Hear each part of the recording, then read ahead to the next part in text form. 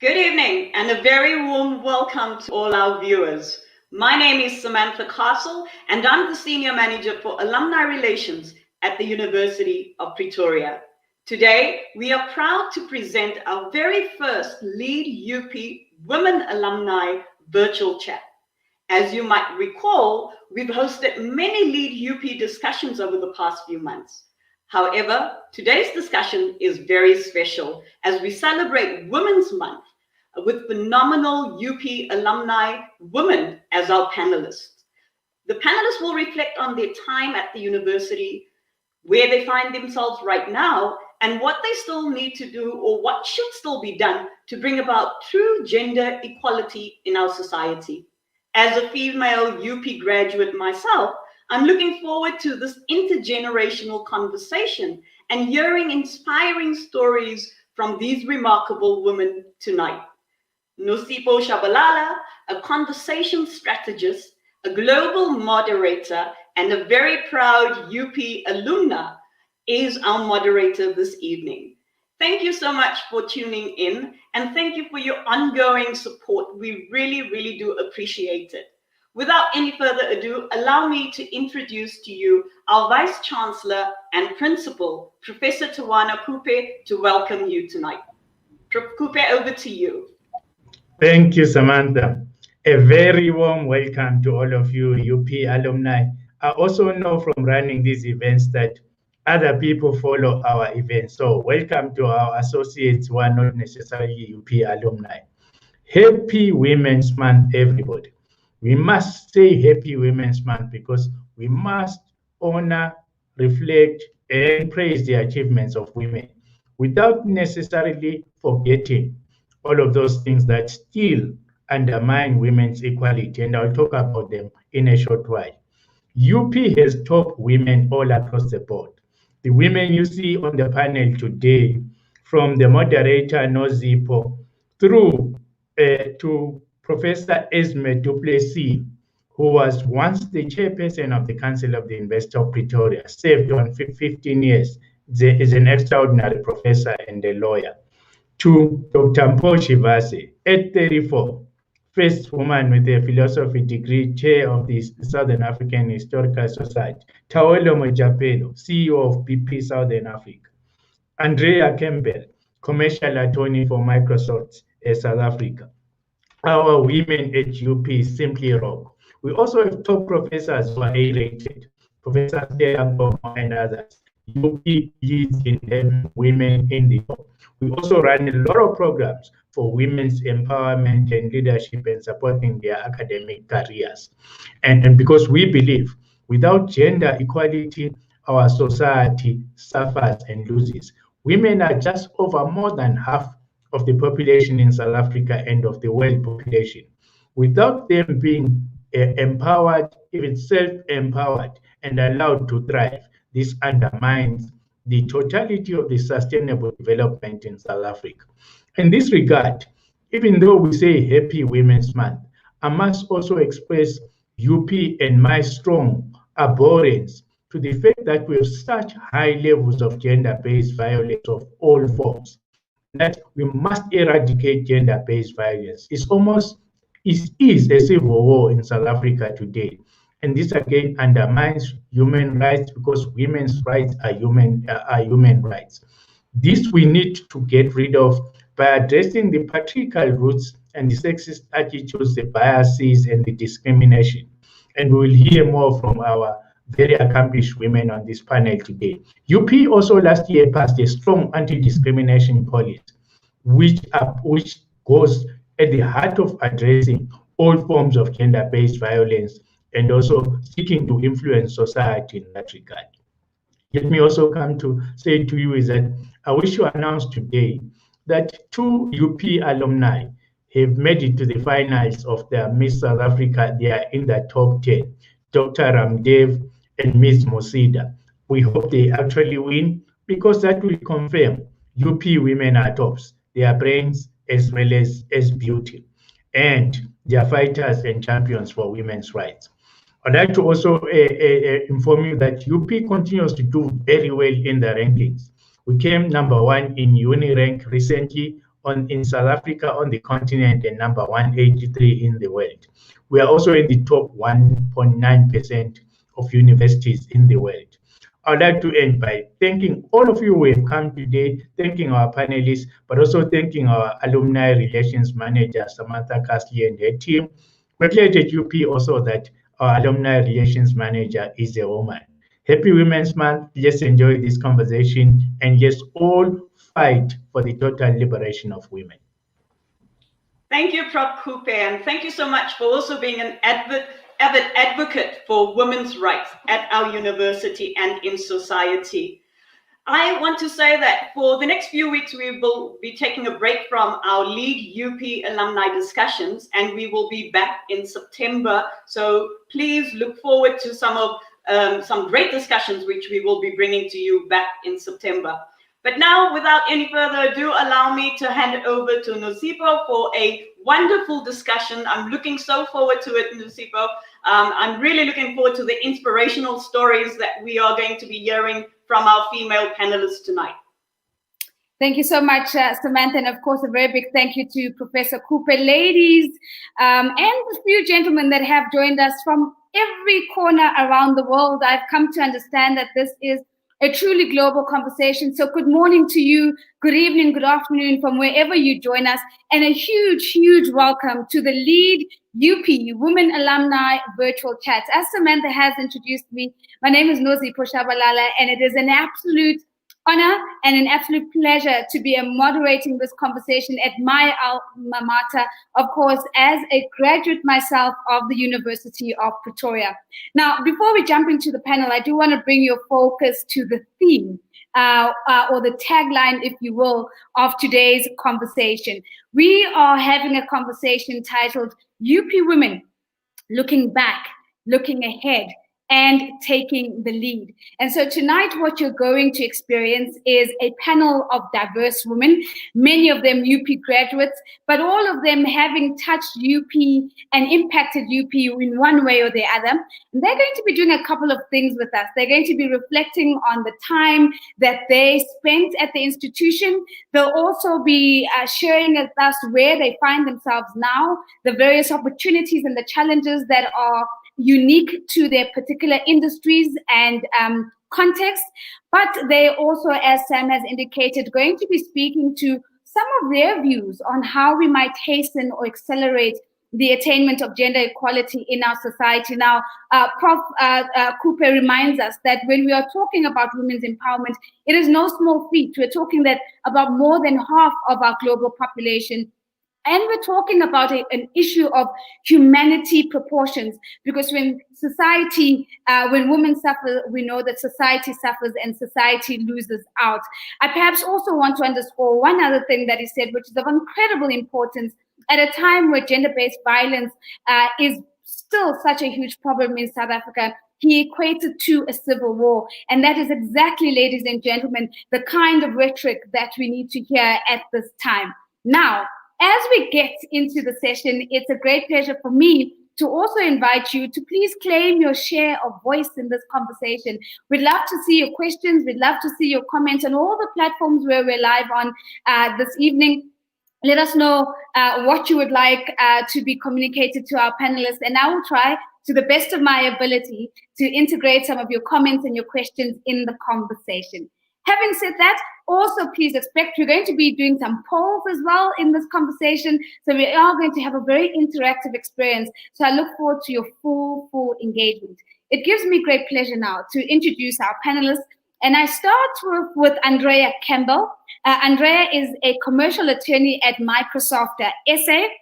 And Andrea actually achieved her Bachelor of Laws at the University of Pretoria, but she comes into this conversation with more than a decade of corporate law, finance, financial services, investment banking, and even telecommunications. She is part of Microsoft SA, being part of the Information Technology Association, as well as Andrea, welcome.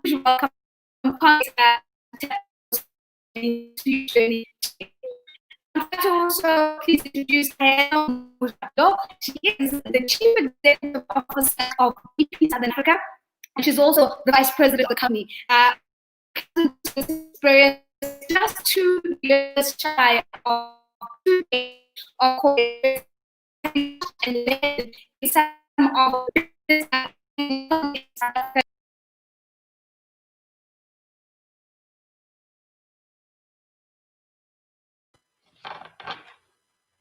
Hi there, we apologize for the technical difficulties that we're experiencing right now. Nozi, I think her sound, her Wi-Fi is playing up, and so while Nozi is getting her Wi-Fi reconnected again, allow me, welcome Andrea, thank you so much for joining us this evening. And we're excited to have you join us.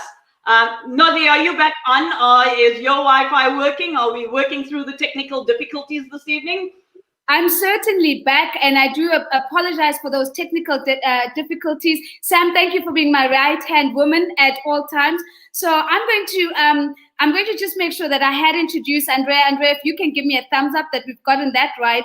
So let me then move on to introduce Madame Taelo again, in case we've missed her. Taelo Mujapilo, thank you so much. So she is the CEO of BP Southern Africa.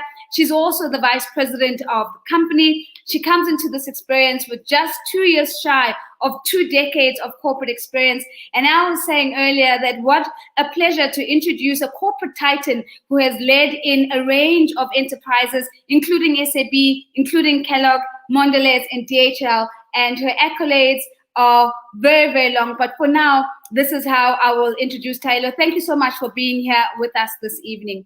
I then move on to Dr. Mpho Chibase. Dr. Mpho is a senior lecturer at the University of Pretoria and president of the Philosophical Society of Southern Africa. Now, as I said earlier, not all of our panelists are alumni, but certainly all have played a role in this institution, and Dr. Mpho is one of those. She comes into this conversation also very active in the university, lecturing undergraduate as well as postgraduate students in ethics, bringing both an African and a Western lens into ethics. She's authored and reviewed many academic publications. And in 2019, just last year, she was recognized in the very prestigious Mail and Guardian top 200 young South Africans. So, Dr. It's very lovely to have you here with us. We also have, of course, Dr. Karishma Ramda, who we learned earlier today, has made it into South Africa. We truly appreciate that she's been able to make time. We seem to be experiencing quite a bit of technical difficulties with Nozi's connection. We will really try to bring her back in a little bit. But as she mentioned, welcome Karishma, and thank you so much for joining us this evening. And today is also a very special occasion for you, as we have learned that you've been announced as one of the top 10 finalists in the Miss South Africa pageant. So a special congratulations to you for flying the UP flag very proudly in the Miss South African pageant. So welcome and thank you so much for joining us. So I think what we're going to do, we're going to play a little catch and throw as we work through tonight's session. Nozi, so please take over. It's over to you. Hopefully it doesn't bomb out again. Again, I'm crossing fingers here, Sam, and really hoping that our connection holds. But a very big welcome and huge congratulations to you, Dr. Ramdev. We're all rooting for you, and of course, the other alumni who we know is sharing that top 10 spot with you. I want to make sure that we don't miss Professor Esme Duplessis, who I'm introducing now. Prof. Cooper, introduced her as a professor extraordinaire, and she certainly is. She's a retired professor of law, but most importantly, the first woman to be a qualified patent attorney, and this is as early as 1965, coming into the conversation. She's a former partner of Adams & Adams, and of course, we also know that she was at the helm of the UP Council for 15 years.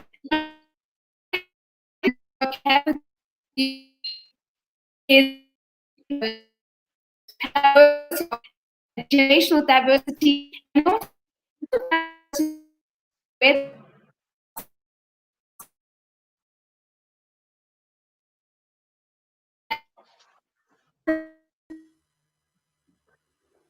Yeah, this is definitely us having technical difficulties this evening. Again, to all our listeners, our apologies.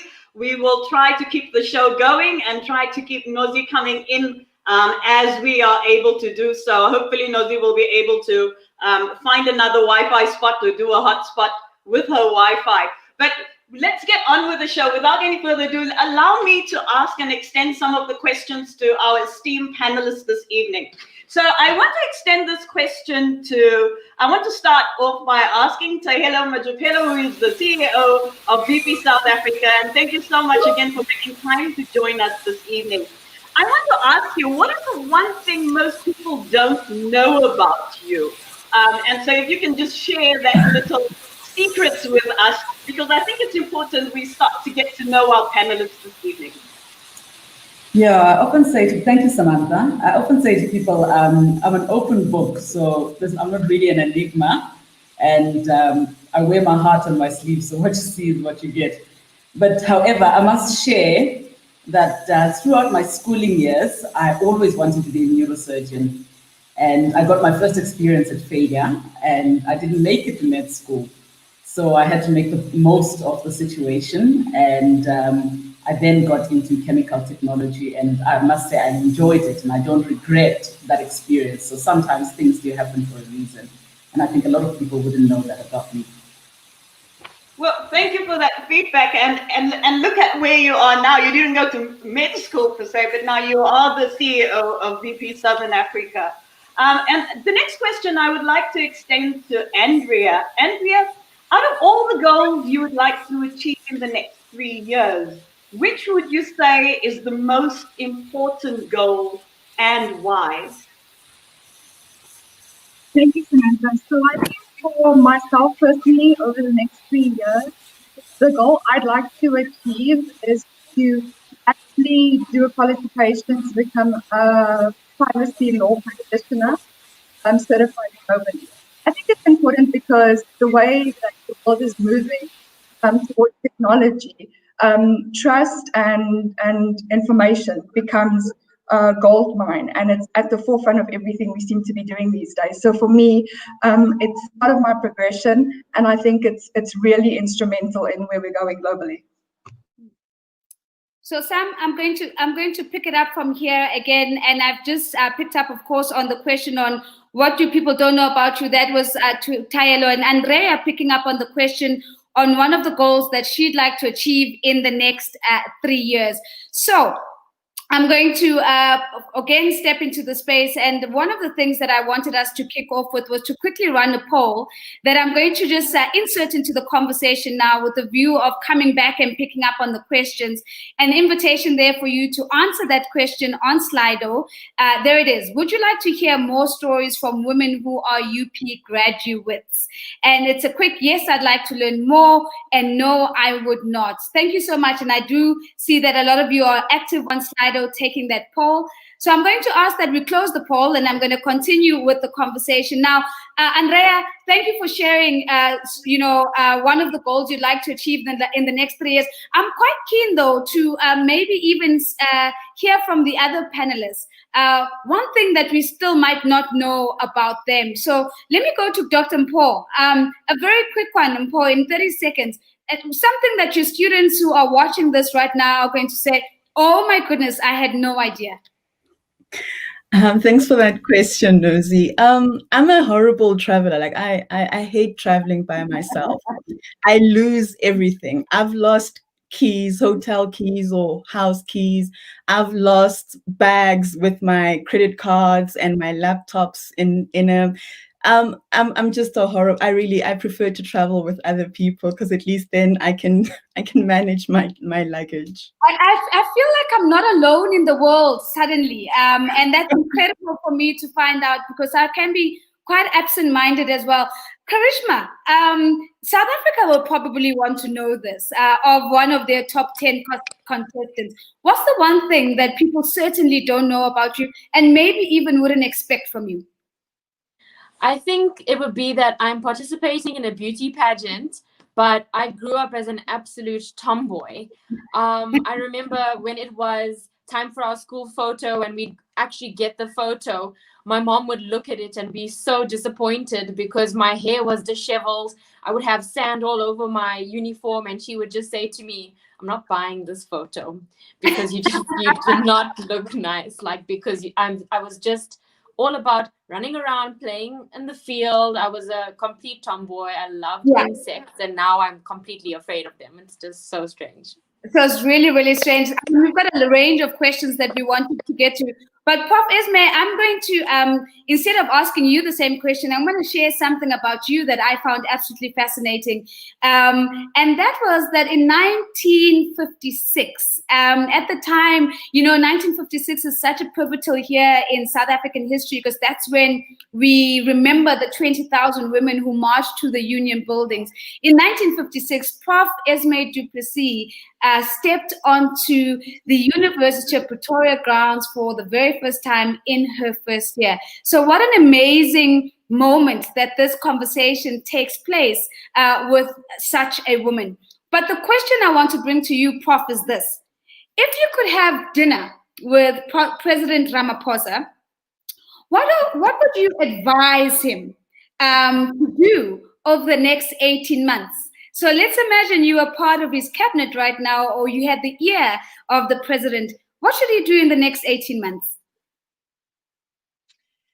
Nosy, it's a very difficult question, and I have to be careful. But what I really would like to persuade President Ramaphosa is to focus on education. I think the most important thing to me is to ask him to make sure that all the schools are accessible, are clean, are fully staffed, have all the necessary educational material, are accessible to all children of our nation, particularly the children from poor people. And that may be necessary then to set up some sort of support fund to make sure that people who cannot afford to go to school will be enabled to go to school, because I believe that education is the one tool that enables people to achieve their goals, to advance their careers, to make a contribution. I believe it's a building block of our nation. So I would not focus on any of the other issues. I'll ask Cyril, please, Cyril, let us focus on education. Make sure that education is available to all the children in our country. That would be my main. So education, and I saw a couple of nods as you were speaking. So I know Taelo is in agreement with you. She's nodding her head as you were speaking. Andrea, what would you do? What's the conversation that you would have with the president? So for myself, I agree with Prof. Esme. Education and accessibility to education is important. But I think in addition to that, there is another topic that is quite pressing in South Africa, and it's the one of GBV. So for me, I would urge him to please concentrate on, especially during COVID, providing access to females to critical care, healthcare, those who are victims of GBV. I would also urge that some feedback. I would also urge that we start taking action. We are saying all the right things. Year on year, we are having the right conversations, but unfortunately, I think we are slow when it comes to actioning these. And I think the next 18 months, because it's such a it's an additional pandemic in South Africa. We need to honestly sit down and think, 1 in 3 women are sexually assaulted and 2 in 5 are beaten. That's a heavy statistic, and it's been proven that during COVID, it's increased 3-fold. So not twice, but 3 times what it is, and it was said to be at 116% last time, which is it's higher, and it's tolerated twice as much as anywhere else in the world. So perhaps looking at that is quite a pressing issue in addition to the education piece. Andrea, you've brought us to a very important point, which is really to focus on gender-based violence head on and sexual violence in general. And maybe, Taelo, I want to come to you with this. Is there a role for men here in terms of ensuring that we are taking this on? And may I ask everyone to please mute their microphone if they're not speaking, so that we can just limit the amount of feedback. So stop to proceed. You can mute your microphone, please. And then I'll ask Ayala just to respond to that question of the role for men. Thank you, Nozi. I think this is a very important topic that we're engaging on today. And my view is, men are best owning this agenda. And what I find disappointing a lot of the time is that this agenda tends to be driven a lot by women.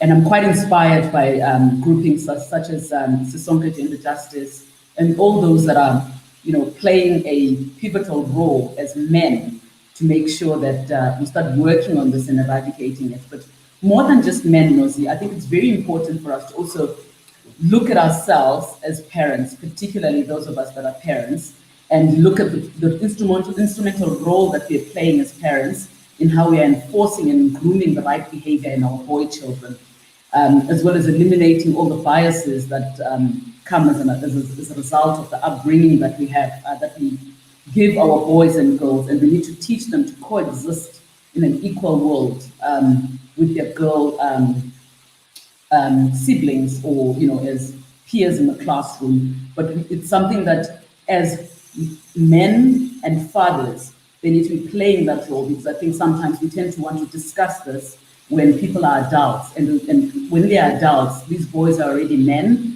and are groomed in a particular way.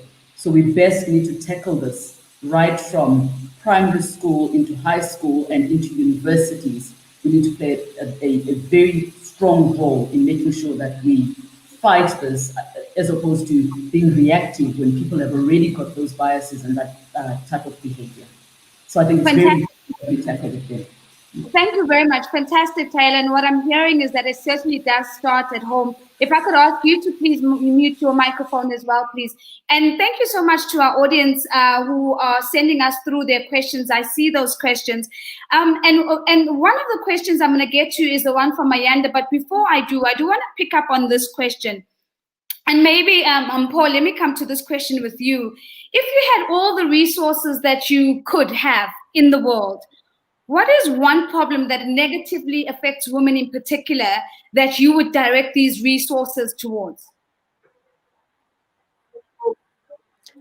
Thank you. That's a very good question, and I think I've thought a lot about it in different contexts, of course, before tonight. And I think if I did have those resources, I think I'd redirect them to, I think, training women to become financially independent, but also working with the different structures in the different institutions to deal more directly with the issue of gender pay gaps. I think it's so unfair that women get punished for simply being women. The fact, it really upsets me that there's somebody in say my institution, for instance, who's sitting at the exact same level as me, who can do exactly the same work as me, but just because he's a man, he gets to be paid 28% more than me. It's not that he's more brilliant. It's not that he is, a genius who can do the work 10 times better than me. It's simply that he is a man. Being a man entitles him to 28% more money every month than me. So that is what I would redirect the resources to. So thank you very much. So financial independence and financial literacy for women, but also addressing a structural issue that we see playing out in many of our organizations, not only in South Africa, but certainly around the world, this persistent pay gap where for the same value of work, women would be paid even less. So I've got a quick question before we move on to our second poll. And maybe, Tyler, it's just to quickly come back to you based on what Dr. Paul has just said. Why are we not making progress in the private sector in this regard? Surely this is a conversation we've been having for decades. What is the biggest barrier that is standing in the way of women being remunerated equally as their male counterparts? So what I'm going to share is possibly a personal perspective, the way I see things. And, my view is, as women, we tend to rethink a lot of things and we tend to sell ourselves short.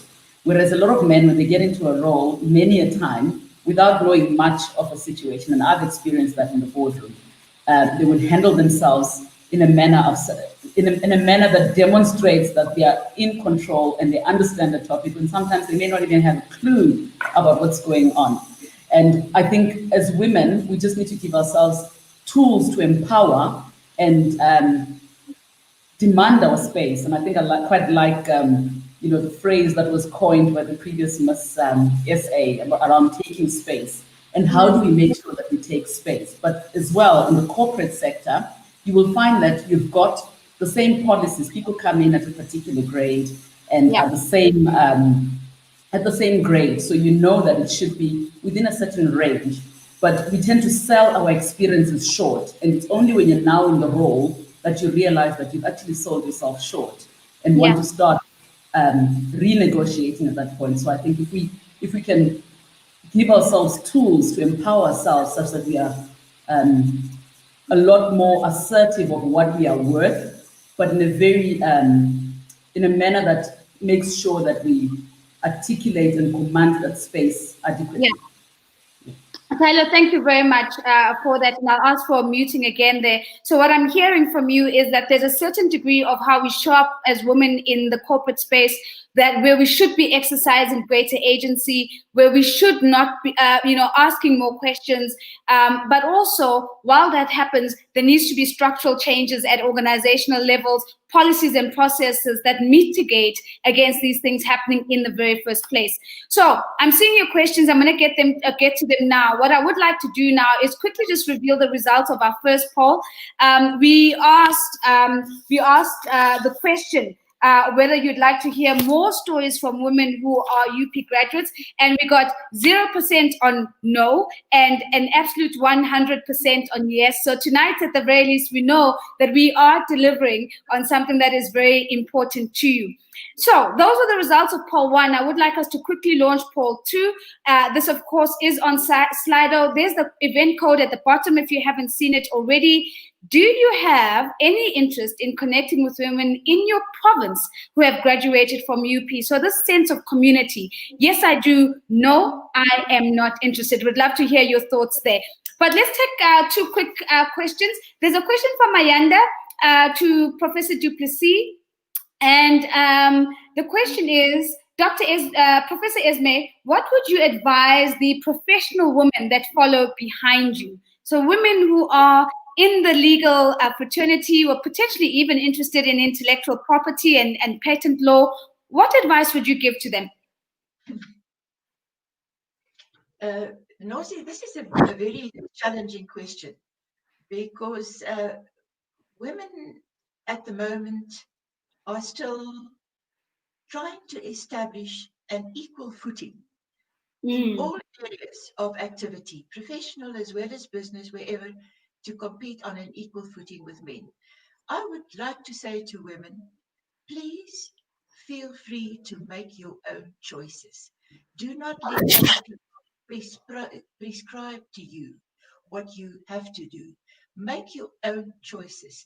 Choose your own careers. Choose how you want to work, where you want to work, and what you want to do. And of course, it's difficult, because if you have to make a choice, you have to consider all aspects. Make sure that you have all the necessary qualities and the perseverance to follow your choice to the very end. But at the same time, if halfway down the road you realize that you've made a wrong choice, admit it and change it and go back and choose a different road to achieve your goal. So my advice would be, make sure that you make your own choices. Do not let other people prescribe to you what to choose, but think carefully when you choose that if you make a mistake, admit it and change your course. Lovely. Thank you so much, Prof. Du Plessis. Choice and change. Make your own choices, but also have the courage to change your choice and to change your decision, to pivot and go in another direction when that is no longer working for you. Now, I've got 30 seconds for a quick question. Let me just get a quick show of hands, just like this from my panelists. Who is a mother and is part of a family. So just a quick hand like this, because this question is for a person who is a mother. All right, so I'm seeing Prof. Esme's hand there. So Prof, you're gonna have to take this one on as well. It's a quick question, just 30 seconds. How do you balance being a mother and a professional? And what have you had to sacrifice at each stage of your career? First of all, that question, that issue has changed dramatically over the past 3 or 4 or 5 decades. When I was young and wanted to have a family, the thinking was you cannot continue with your full-time career involvement and raise your children at the same time. So what I did was I actually stood back from my firm and took leave of absence and had my children. These days, things have changed. And I believe that's one thing where we have to also support the young professionals. And that is to make sure that they can continue with their work, but still remain accessible and visible and there for their children. You cannot raise your children and never be there for them as a mother. So you have to available, to be accessible, to be there as a mother. So we have to create support systems to enable women to continue with their careers, have their children, but also be there for their children. And that's a difficult one. I can only think of support systems to assist women to continue with their careers, even if they have to scale down a bit. You know, if you can work 70% of the time, to spend time with your children, because I think that's the most important. So Prof. Esme, it's beautiful that you start off with the prefix to your responses. You know, that was my experience, but I appreciate that many decades later that the experience might be different. And that's, of course, because of the direct results of women and men who have been deliberate about making corporate spaces more sensitive and alive to the fact that women oftentimes have to carry multiple roles of not only being professionals, but potentially being mothers, being sisters, being wives, and partners as well. I want to come to Krishma with this next question. And the question is, what would you say is the single most lesson or life lesson, whichever way you want to look at it, that you learned in your time while at UP? The single most important, impactful lesson as you were doing your MPCHB, Krishma?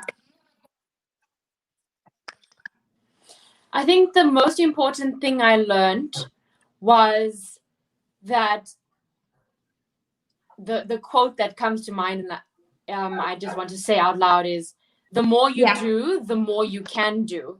And that was told to me by one of my senior members in my residence, because when I grew up in high school and all of that, I was just full on academics. I just wanted to get the best marks, and that was it. I never participated in anything cultural and anything sport.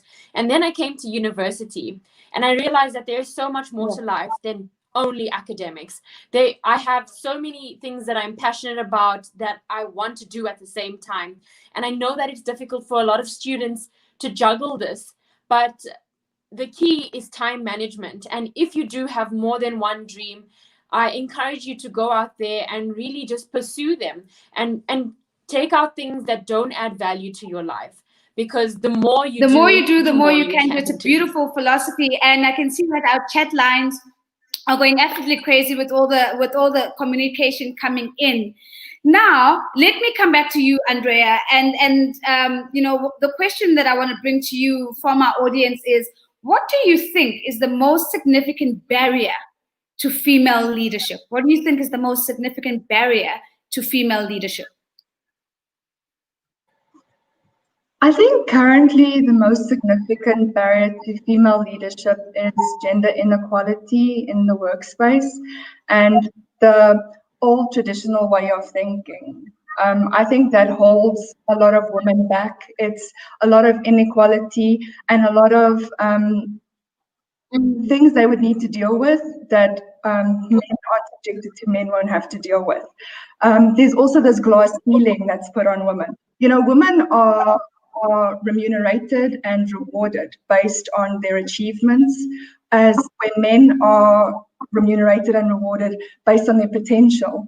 I think once that stigma is removed and women are viewed the same and we are encouraged, we are mentored, and we are seen for the potential that we can reach, we will be able to. So gender inequality permeating all the way into the corporate space and tainting, if you will, the experience of women in business. Now, there's a couple more questions that have come from the chat function, and I'm going to bring them in a short bit. But I do also want us to go back to our UP days. We promised our audience that they're not only going to hear some of our insights around how do we solve our society's problems, but they're going to hear some of your experience as well. So I'm going to bring this question. Let's see. Let me go back to Taelo and Paul with this question. Highlights and lowlights. Highlights and lowlights. So Taelo, I'll start off with you. And highly impactful highlight, and one thing that you would describe as a lowlight as part of your experience at UP.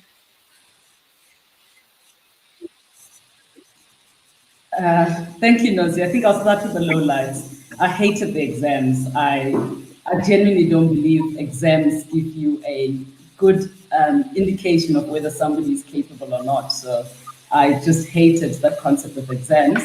But I think what was very insightful for me was the syndicate sessions. And I think a big learning for me was, I always thought, there's a saying that goes around the symphony. So if you whistle, you can't whistle a symphony on your own, but you can, as a whole orchestra, it gets to play. So essentially more that teamwork. And what I found was, we got a lot more out of the syndicate sessions because, you're actually learning a lot more. We had an engineer and an investment banker, an accountant, and I think we had about 4 or 5 different careers, merging to form something very powerful. So that for me was something that worked very well.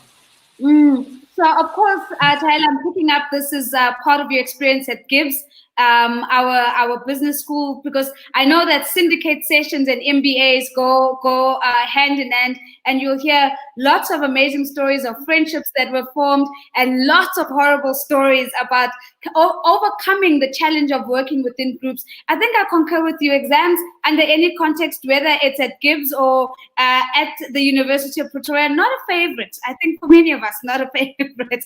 Karishma's shaking her head. I think it's not a favorite for her either. Paul, but let's come to you. You're at the institution right now, right? So your lens on what is a current highlight and a current lowlight gives us a specific, it's almost a very unique insight around some of the things that we still need to work on as an institution, but also some of the things that we're getting right.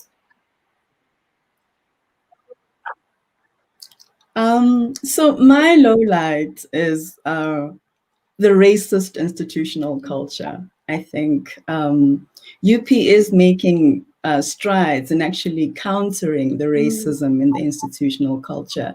But I think there's still a lot more that has to be done. And I think, it breaks my heart when it actually starts affecting students, and to have them face, or get into a space of learning and immediately have to be aware of themselves in that space, firstly as Black people, then as humans, is quite disappointing. What I do find encouraging is that a lot more of us, lecturers and the students, are actually learning to speak up more. This is something that I myself had to learn to do. So I'm one of those people who generally, I let things slide, right? So somebody offends me the first time, and I'm just like, oh, they made a mistake, it won't happen again. But then I realized over time that I'm actually contributing to the problem. I'm encouraging it. I'm giving it a space to thrive. So now I've learned, and I continue to learn every day with every encounter, to speak up against racism. So yeah. So that's incredible, because what I'm hearing you say, Paul, is that we all actually have a responsibility to shape the culture of the institution to be more of the experience that we not only want for ourselves, but we want for our sons and daughters and our nieces and nephews that will come after us. And so when we do come across instances of institutionalized racism, we actually have a responsibility to call it out, Because when we don't, those that who are perpetuating that particular behavior become emboldened, because they know that this is part of the culture and no one's going to call me out. And yet when we call people out, we are saying, this is not our culture, this is not what we want for our institution, and so I am going to call you out.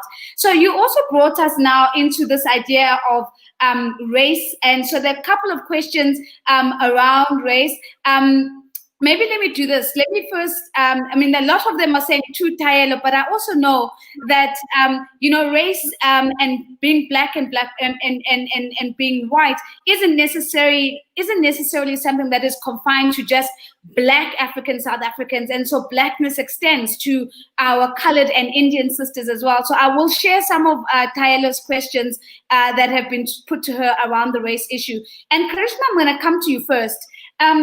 There's a question here that says, and maybe I'll come back to the race question just after this. I want to maybe pick up on this gender one. Have you heard the comment? This is the question. Have you heard the comment that you intimidate men, and what did you do about it? Have you ever been confronted? Andrea is smiling. Andrea, this is not your question. I'm coming to you in a second. I'm going to ask Karishma to go first, and then I'm going to come to you because I think you have a story for us. Have you ever been told that you're intimidating by men, and what did you do about it? 100%.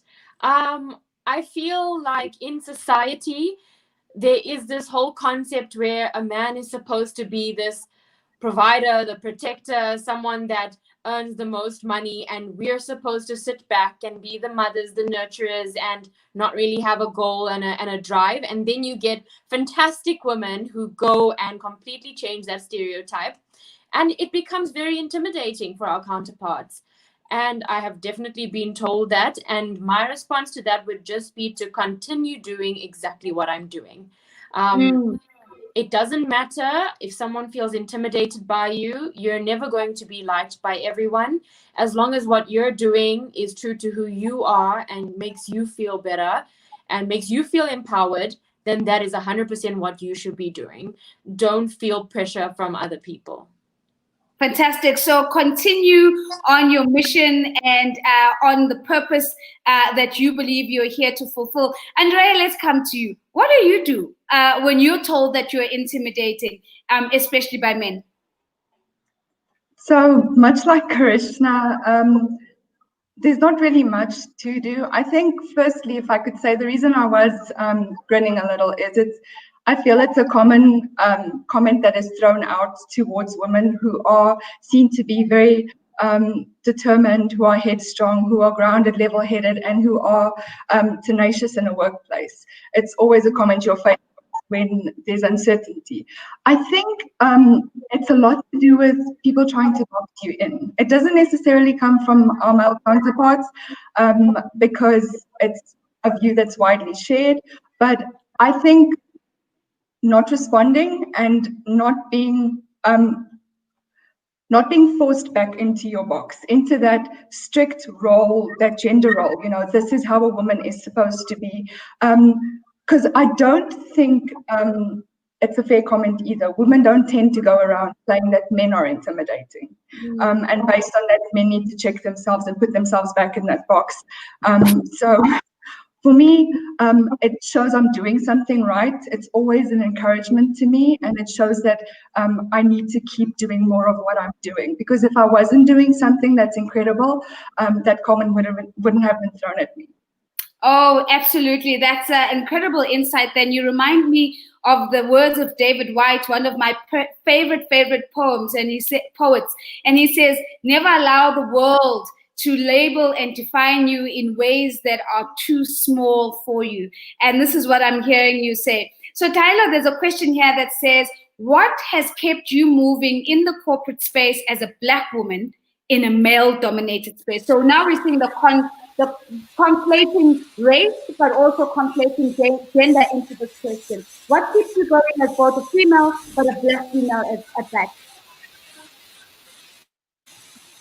I think maybe if I can just share a little bit. I think for me, it's first of all accepting that you're a woman and accepting that you're Black. But most importantly, let's talk about accepting that you're a woman.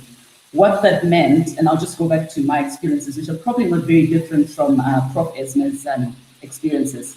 At some point, I had to accept that I was having children, and I did continue working, but I had to miss out on promotions. It was very, very unfortunate. And in hindsight, when I look at it, I probably could have achieved a lot more, but I don't have any regrets because I think I've been able to bond with my children and develop that. So it goes back to that choice. But I think what has kept me moving is the fact that I actually want to do better. But what I also just want to touch on is, you know, I think just earlier on this year, it's probably about 2 months ago, I was reading a report that was sponsored by WDB. I think it's a study that was done at the University of Stellenbosch, and just looking at the gender pay gap and so forth. And towards the back end of it, there was a concept around, do we really want to continue to drive equality, or is it equity? So equity means that you're obviously accepting that we are different, and what does that mean? But giving people equal opportunities. And I think I've had to fight quite hard for that. And I think one of the things that I'd like to do in this leadership space is to change the experiences of women such that they don't experience what I experienced. And I think that is what continues to drive me as I grow in this leadership journey. Absolutely. So being very conscious about the impact and the legacy that you're leaving, so that the lived experiences of women who follow in your footsteps, if you will, is quite different. So that's fantastic, Tyler. I do want to come to the question of mentorship with you, Prof. Du Plessis, because the question here to say, do you think there is enough utilization of more experienced women to mentor young and upcoming women? And if there isn't, how do you think we could potentially close that gap? Nozi, I want to go back just for a second to the question about the intimidation by women. And yes. I would say to my fellow panelists, I think we must regard it as a compliment.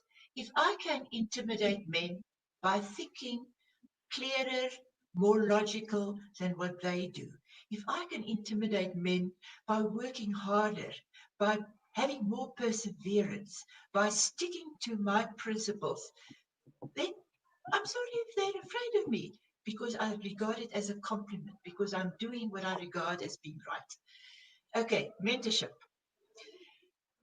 The concept of mentorship is very interesting because, yes, older people, more experienced people have deeper knowledge, a better understanding of their area of activity.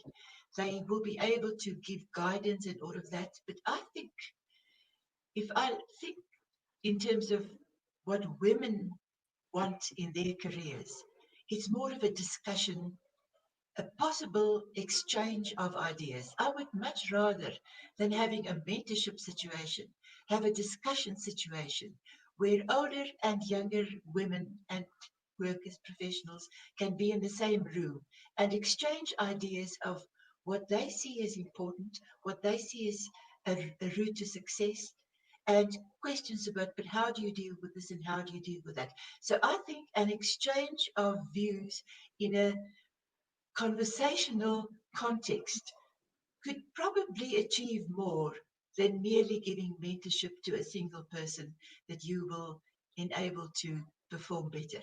So I would really appreciate discussion groups where we can sit around a table with younger people and say, and ask them, what do they think? What do they see? What do they experience?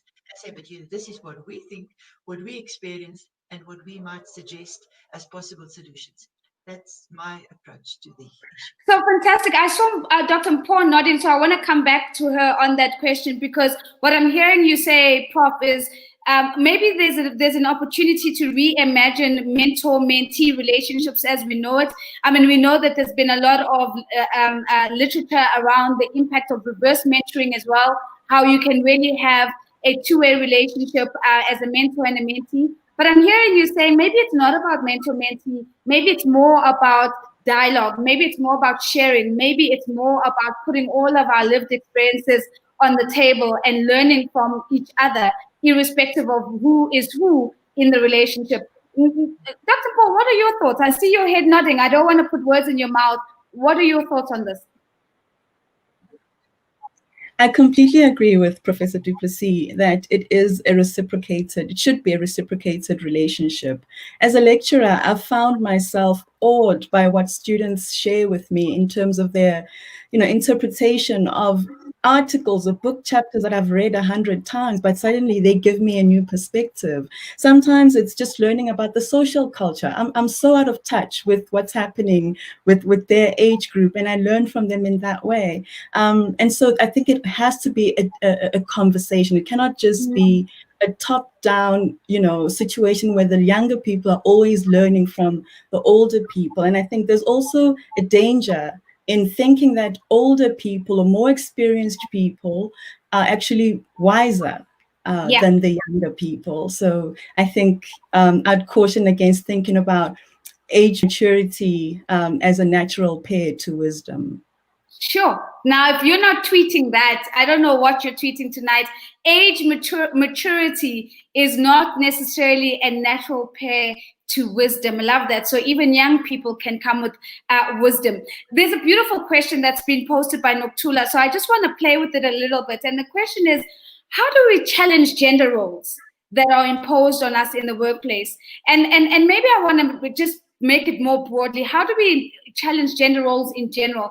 Because we know sometimes that the imposition of gender roles is actually more acute in the home and in the family. And we often hear the narrative, you can go and be an executive out there, but when you come home, you need to be this and not that.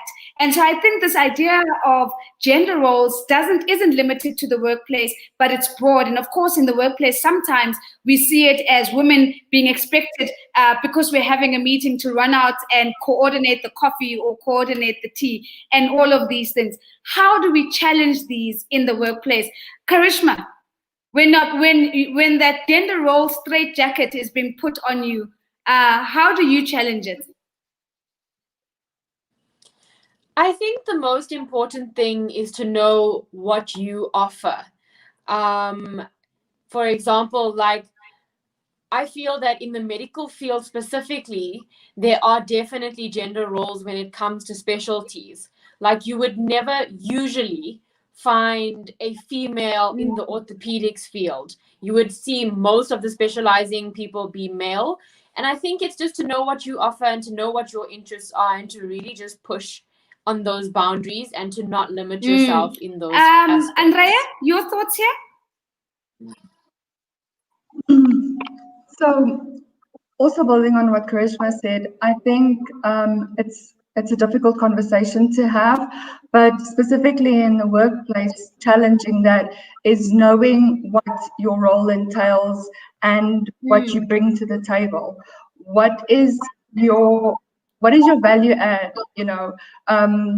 So when you are put in those typical gender roles, to firmly push back, using that firm no, being very diplomatic about it. Those critical conversations, they need to be had when you do find it occurring. And to not be over emotional or sensitive about it. So what I'm hearing you saying is that you've got to be firm, you've got to be forthright, you've got to get your messaging across in the way that you actually intend for it to learn. Now, I'm seeing Paul is also putting here in the chat, actually, I don't recognizing them because recognizing them gives them authority. And I definitely take that point. I've got a beautiful question that has come through. And I think, in the light of it being August around the world and the meaning behind August in South Africa, what a beautiful opportunity for us to also acknowledge other women. So I've got 1 minute left. So I just need a word in response. The question is, which woman do you admire or look up to today? Just one word, not a paragraph, not a sentence, just one word. I'm going to start off with Taelo to you. Who are you admiring today? Nolita Paputa, and yes, beautiful book, Boardroom Dancing, that she released a couple of months ago. Andrea, who are you admiring? Can't hear you, Andrea. You've got to unmute. Oh, sorry. Just repeat. Did you ask me what my answer is? Yes. Who do you admire right now? So for me personally, it'll be Michelle Obama right now. Yeah. Michelle Obama. Thank you so much. Dr. Paul? I'd say all independent women. All independent women. Love that. Prof. Duplessis, who's on your admiration list right now? Well, if you have been watching television recently, and if you are aware of what is happening in the United States of America, then I think Nancy Pelosi stands up to what women have to fight for. And if I Got had the you. courage that she has, I think I would Yeah. be proud of myself. Absolutely, and she's been really phenomenal around standing her ground. Karishma, one woman that you admire today, just the name of the woman. Definitely Michelle Obama as well. Yeah, Michelle Obama, she gets 2 votes tonight. What a fantastic conversation, ladies. Thank you so much for an incredible conversation. We've run out of time, but to our audience, one more poll, please, as I come to you. One more poll. How likely are you to refer this lead UP event to business colleagues and other alumni, with 1 being very unlikely and 10 being extremely unlikely? And of course, as you take that poll, let me bring you the results of the second poll we took around whether you'd like to connect with a woman in your province. Again, the sense of community, we got an overwhelming 100%. Yes, I would absolutely love to do that. I do want to make sure that I don't get my neck chopped off by not mentioning that today's conversation was made possible by the University of Pretoria Alumni Relations team, fantastic team that has done an absolutely fantastic job. Also, ladies and gentlemen, a very big thank you to you who have joined us from wherever you are in the world, and a huge round of applause to our panelists who've shown up in an incredible way this evening. And a very big thank you to Samantha for TikToking with me right at the beginning while we are waiting for our technical gremlins to settle. From myself, Nozipho Shabalala, what a privilege and an honor to be the moderator of tonight's conversation. Thank you and goodbye. Thank you.